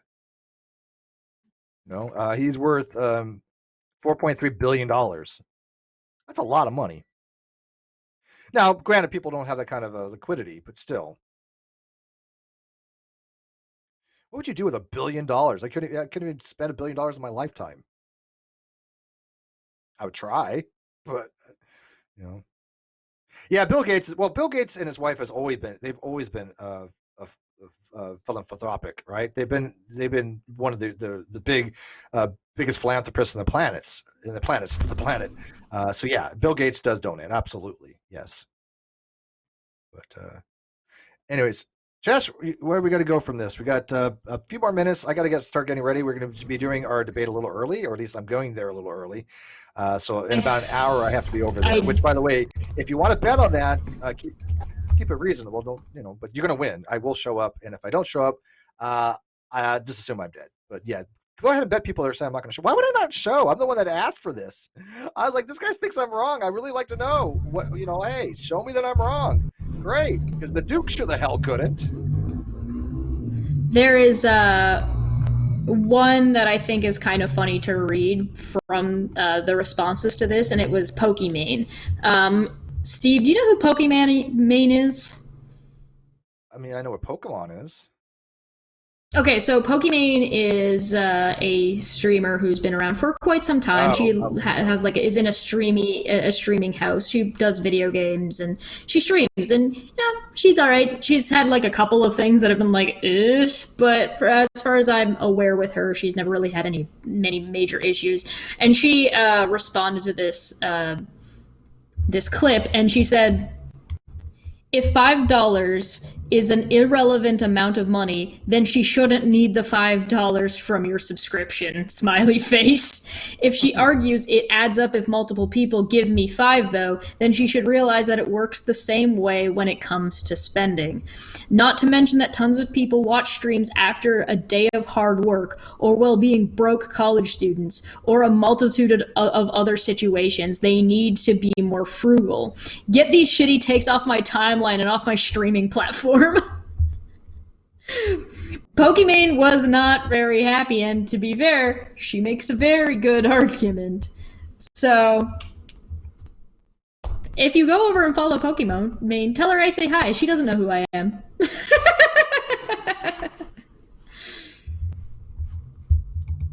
Yeah, she's great. From what I don't know if they're still doing it, but she used to live in a house with Lily Pichu and Toast and Skara. If anybody out there is familiar and knows a damn thing about what I'm talking about, I'm probably just speaking Greek at this point. 10 out of 10. 10-10, we'll do again. So, anyways, what do you got coming up? You got anything today, later on today? I mean, we're probably going to do I would think, an after show, I think. So, I'll probably do that after. Are you inviting me? Well, yeah, of course. I might be around for an after show then. I do have some stuff to get ready. I'll work around that, so then you come on, But nothing that needs to be a specific time frame. I am working on tomorrow's show, so I'll probably be going around getting the last clips that I need together for halftime of the month, which I do recommend coming to check out because this is going to be savage. I'm probably not going to be saying a whole lot, but oh my, because I said I was going to drop the topic, but that does not mean that people cannot ask me questions, and there are some ladies who haven't had their voices heard in this situation who by all means deserve to have their voices heard, and the hell if I could stop them. So yeah, good luck with that. I'm going to So I'm going to be the wonderful giving person that I am and allow them to say and have their own voices heard on their own show. And I'll just be there to answer questions or clarify things for them if needed, as well as have all the clips and stuff ready. And I'll be producing for the most part. you're too kind to the people that are actually a part of your show, right? Somebody asked me, would you debate T-Jump? I was supposed to debate T-Jump in LA. He canceled on me a couple days before because he wasn't feeling well, which is perfectly fine. I mean, that's a perfectly reason not. When you're not feeling well, you don't want to fly to LA, right? This was before all the epidemic stuff. So, yeah, I mean, the thing with debating T-Jump is it's like speaking Chinese to a person who only speaks Japanese, right? I mean, it really is. We have a hard time communicating because his uses of these things are bizarre, and I mean, way more atypical than just somebody like the atheist experience. His usage is when you tell me that a rock has morality, I don't know what the hell you mean by morality any longer. I mean, we're not even in the same domain of discourse. We're on planet Z from all I'm concerned. When you tell me that morality only deals with descriptive portions and not prescriptive, we're not talking about the same things. Now, granted, there's a lot to do with descriptive when it comes to morality. I totally agree with that. Yeah, sure. Huge part of morality is descriptive. But the whole point of deciding what we do as an applied ethics person, right? Somebody wants to know what we should do in certain situations, how it's applied, what is normative and what is right and wrong, that's prescriptive, right? Deontology is prescriptive, right? What do you do according to law? All these, if you think about it, theories of moral theories are prescriptive. They're not descriptive. They tell you what should be done, according to whatever the rules you want to go by, virtues, or which are more self-assessments rather than deontic. So, I don't know where he keeps getting this idea from. It's just strictly descriptive. Erotic versus deontic, and I go with more erotic. Helios for 5 says, Chesh, dropping a topic doesn't mean every female has to drop it. Surprised Pikachu face. No, actually, if one female does it, they all do. It's like lemmings. Oh God, we're going into incel thought process. One woman did it. All women are the worst. It is a general. There's a woman on camera. She's a thought. Look, if an incel says it on the internet, it's got to be true, right? Isn't that the case? I mean, the internet doesn't allow things that are not true, I guess, right? I mean, it has to be true. Let me show my boobs on screen. Look at that. Isn't that great in my giant sweater? Oh yeah. Send me all your donos. I swear to God, if you start vaping, this show's done. Quick, everybody. Here's the link to my Patreon in the chat. I bet you're gonna make bank too. I'm gonna make bank that I'm not gonna make bank on the Patreon that I'm not charging anybody for right now. Hey, don't send her money for that. Don't send me money for what she just did because I don't think that's legal on YouTube. It's only illegal. You're not allowed to do it if you ask. Yeah, I don't think you get paid for certain things on YouTube. I don't know. I've never looked into that, nor do I think I want to. I don't. Can you have somebody like, hey, I'll do this on camera for money if it's legal? Can they do that? Is that still? I don't know. Like, can you twerk on camera if somebody pays you or something? I don't know. I know that you can ask them to do it for free, but yeah, I'm pretty sure they put in rules where you weren't allowed to make specific I think so. requests. Is that true? Right. I don't know. As far as I understood, but I would have to go figure out which rule it's under, and YouTube is kind of vague as hell, so it'd be kind of difficult to nail down. They don't tell you the rules. Yeah, and that's the problem. Right. Exactly right. They don't tell you the rules. They don't want you to know the rules. That's what I'm saying. It's very vague. And I've been around YouTube 8 years now. Boolinator's been around YouTube for a long time. Boolinator, do you know of any rule in YouTube? Because I think they have it, but it's just hidden. They don't tell you it. Do you know anything? Have you heard anything on that? YouTube rules? What are those? Oh, even God doesn't know. Like, what the fuck? Like, seriously, there's people that say, well, I know the list of words that you can't use and such, and they have all these theories, but they don't really present a whole lot of proof that that's how the rule works. Out of the metadata through API calls. So there might be something... Yeah, so you can look at the metadata. You can pull all that information through the API, but the question is how does the AI at YouTube interpret that? And that's a whole different can of worms. Yeah. Somebody says Go ahead. Sorry. Somebody said you had a PhD in philosophy. I'm like, I don't have a PhD in shit. He's got the D somewhere, somehow, though. Helios for 5 said... I got the D. Helios for 5 said, to keep Chesh from being a liar, Chesh dropping a topic doesn't mean every female has to. Surprise Pikachu. Did I say that you did that in a super chat, or did I just say you said? Did I say automatically just say Helios 5 for 5? Did I automatically say for 5 at the end? Yes, you did. Yes, you did. Oh, that's my bad. I just meant to read your comment and I added them for 5 at the end. I'm sorry. Yeah, I think somebody mentioned, Joffrey might be right, though. I think that I've heard that before. So many people have said that I at some point I said I had a PhD. That's never happened. I guarantee it. I've never I didn't even realize. Bullinator's known me 6 years now. He's never heard me say I have a freaking PhD. Really? I didn't realize I put them for 5 at the end automatically. It's actually quite the opposite, Steve. I've heard you say you went to some college and nuke school, which nuke school is a military. For a bachelor's degree. Yeah, it's a military academy, which doesn't grant you a actual degree like going to a college would. No, but it does give you credits. It gives you credits, but you'd have to apply to a college and which I've already done. Fulfill the rest of their credits to get the actual. Well, I did go to college afterwards for a couple of years, but I took all these weird courses. I didn't, you have to have a core. You didn't do the PhD, yeah. Like fucking macroeconomics, Steve. That course. I took macro and micro, but I took that underway from Texas A&M University. It sucked. It was the hardest class I ever had in my entire life, because if you want to talk about supply and demand curves, you're talking magic. Okay, I don't understand it. I never will. I got to be in the class. I hated it. And I had a 4.0 average in college one semester. I usually do pretty well in classes, but I hated that class. It made no fucking sense to me. It was rote memorization, and it sucked. But I took classes like I took history. I took accounting, two semesters of accounting. I took I took so many classes of biology. I took astronomy. I took physics. I took calculus. I took some computer courses. I just for years was taking courses that I liked. I wasn't really thinking about putting it toward a bachelor's degree or something, because my credits were all over the place. So I have more than enough credits for a bachelor's, well over. Yeah. Same but I here. don't have the piece of paper. But do I sound like I'm an idiot when I talk on these topics? I did go to school. I did get some education, but I certainly don't have a PhD. Steve, did you just ask if you sound like an idiot? Don't answer that. Don't answer that. Yeah. Quick, somebody cut that clip. Do I sound like an idiot? Do I sound like an idiot? Soundboard that. Do I sound like an idiot?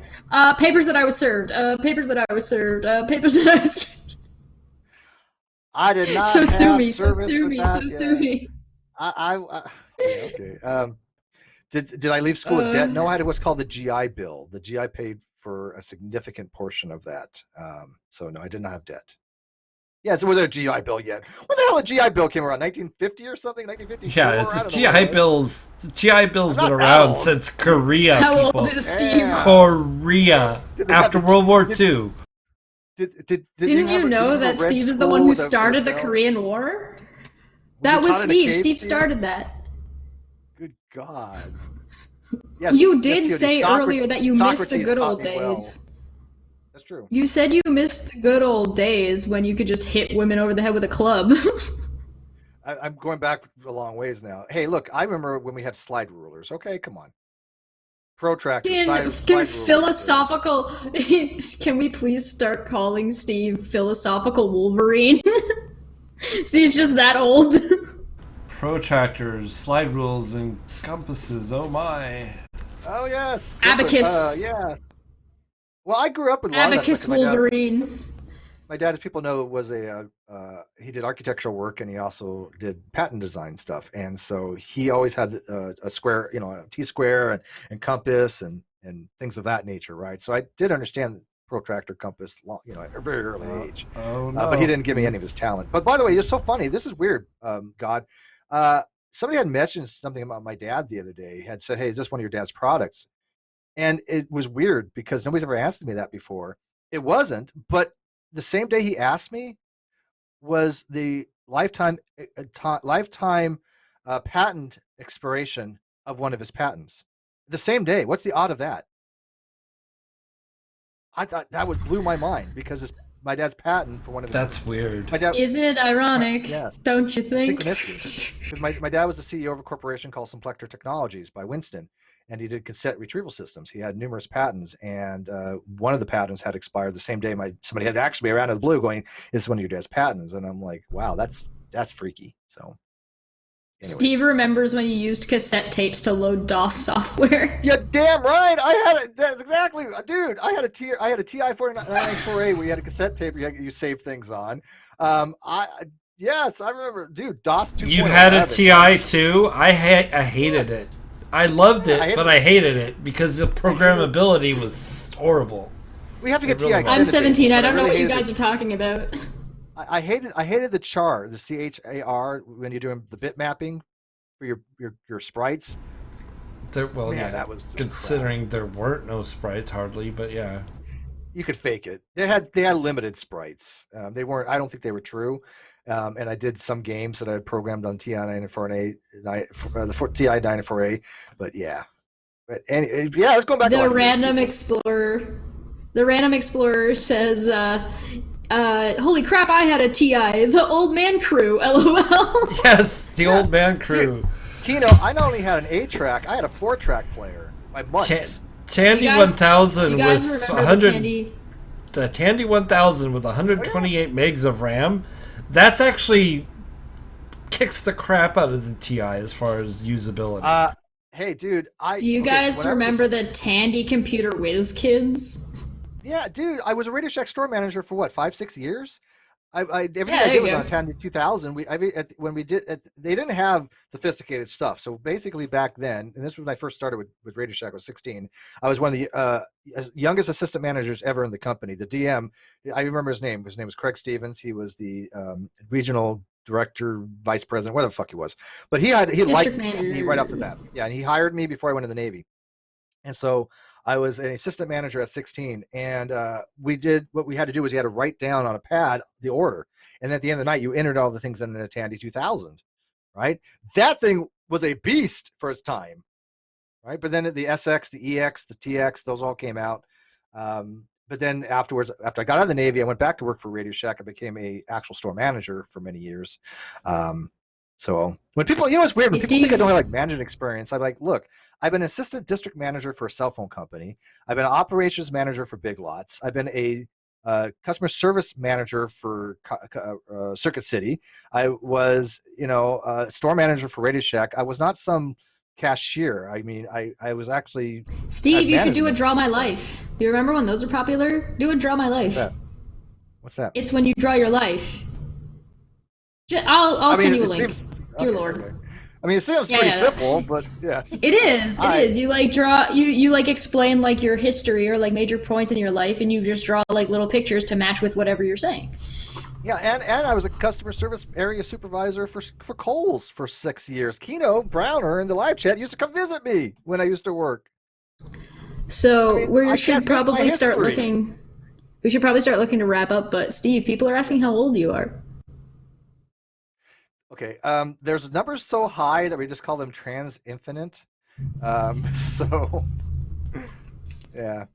Or trans-finite, you just don't know. We just can guess. Yeah. This is some Zoomer bullshit.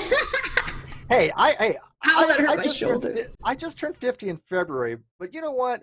I still don't have a motherfucking wrinkle, okay? So I'm doing okay. I have nothing to complain You about. don't have a wrinkle? I don't know if I believe you. Okay, well, they're not that prevalent. Look, I know people that are the same age as me that look like they've been rode hard and put away wet. Like a Shapé dog. Okay, so I mean, I think I do okay. So I'm not carbon dating. Carbon. You have to kill something for carbon dating. Oh wait, never mind. Yeah.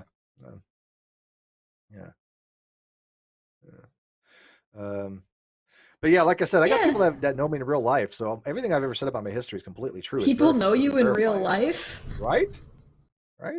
What a bizarre concept. I can't get away with anything, man. But yeah, we got to wrap this up. It is coming up to the 2-hour mark. So thank you guys for watching this. Again, we appreciate it. We appreciate all the super chats, the donations. We were kind of loosey-goosey today. Yeah, I like that, though. I like the freestyle. It's not bad. Yeah. Sometimes we end up with like a very specific topic that we want to talk about, and sometimes we end up with like more broader discussion where we bring up just like some different stuff and just still try to talk about like the relevant parts of it. Of like, yeah, if you can afford to pay or to subscribe to people, great, cool, especially during a pandemic. But if you can't, fuck off. It's fine. Don't. Read what Icarus said. Don't let Twitch thoughts confuse you with their thick thighs.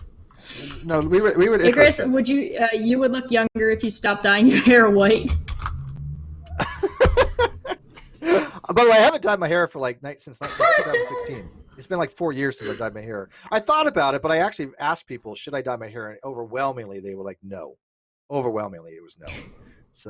So if you guys are interested, yeah, all the art that I'm going to be putting up is going to be free right now. I'm not charging Patreons this month, so you can select whatever tier you want. The only one that you won't be getting, they are going to get switched around. So essentially what you'll be doing is you're going to get access to the archive of everything that's actually there, and anything that I put up moving forward. I'm just not going to be doing the requests as part of that, because I wouldn't be able to keep up. And on the other side, I also won't be doing the $75 tier, and the $75 tier is like, I'll spend a drawing session with you teaching you something. But up until I get things $75 tier. up until I get things sorted out, you guys can feel free to hop in there, say what you want, sub, and I'll make sure everything is turned off, and I'll be sure to let you guys know when I turn it back on, so that way if you want to jump out, you can jump out and it's no big deal. I think giving lessons is a good idea, actually. Yeah, I've done it a little bit on streams where I've done done it once or twice. It's like I did how to paint the gobbo, like how to draw the goblin. So if you guys want to learn how to draw the goblin, that exists. But I do have like a lesson plan that I wrote out but never implemented. I'd love to implement it, but I'm not going to be able to do it. I'm not going to be able to do it until I'm moved out of here, because I can't stream I used to stream 5 to 8 hours a day on Twitch. I won't be able to do that until I've got a more settled in living situation, and who the hell knows how long that's going to be, because there's a global pandemic. So yeah, I guess we'll see. And that probably wouldn't be until sometime after Non Sequitur's running anyway. We'll see. All right, guys, with that, like, subscribe, share this. By the way, that's the biggest thing you can do is share these videos. We do appreciate it. I hope people in the comment section leave their insight on things like my blogs. If you think I'm messed up on the gumball thing, let me know. We will have a probably after show later on today after the debate. So don't forget, when I get a chance, I'll put the debate link in the video description. But modern day debate today at 2 o'clock, if not earlier. But at 2 o'clock at the earliest, we have to be done by 3:25, I think. We only have about 90 minutes at the most, so it's not going to be a long one. I know James has to go. He has an appointment. He's a busy dude. But check it out over there, because you're going to watch me get wrecked and be schooled, and I'm so happy because I've waited a long time for this. So and then we'll look at the post show. And then we'll come on back the for the post show, and I'll be crying. So in the post show, I'm really going to need some consoling. I need a shoulder to cry on, Chesh. So I'm probably. You're looking at me. You're so not empathetic. You're not even going to stroke my hair and tell me it's all going to be all right after everything goes to hell. Do you remember that I ripped the hell out of that one guy who did a crummy interview with Kyle? Yeah, if you do the same thing, I will absolutely do the exact same thing to you. This is not a tribalistic issue. This is I will destroy you. On the other hand, just to make this clear, Patreons will not be charged for May 1st. Billing does restart on June 1st. However, I am going to set it to not bill on June 1st also, because I'm going to keep billing until things have calmed right the hell back down, and I'm fine to take the hit on that. Don't you worry about me. There you go. You can sub and donate to me on my channel if you want when I'm doing lives, if that makes you feel better. And Billionaire, you got anything you want to promote before we go? Any words of wisdom? And that time of the month tomorrow night. No, nothing new to promote here. But just watch the shills, watch Pimp Monk, and watch In Time if you want to. All right, guys, thanks a lot. Stay safe. Don't go out. Stay the fuck home. And I'll see you in about an hour. Wash your damn hands.